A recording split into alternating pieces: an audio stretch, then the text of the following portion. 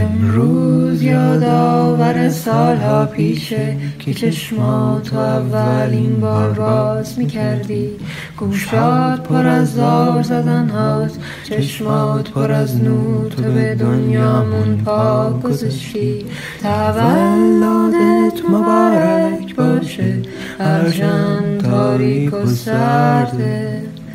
تولدت مبارک باشه که دستای ما گرمه. حالا سال هاست که هر روز تو دنیای ما قدم ها تو بر میداری. نه گوشات خالی نه دستات و نه اشکات از شدت نور اتاقه.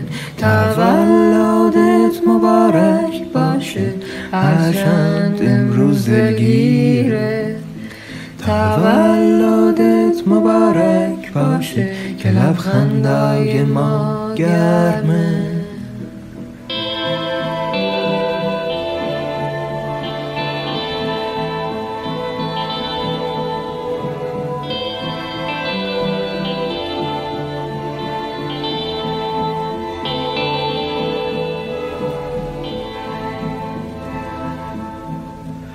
شاید تو هم مثل من هر سال خیابونا رو به دنبال یک چیز میگردی.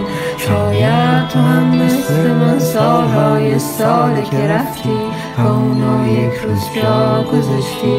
تولدت مبارک باشه، نگاه کن که امروز بارونه. تولدت مبارک باشه آغوشهای ما گرمه. تولدت مبارک باشه، نگاه کن نگاه کن.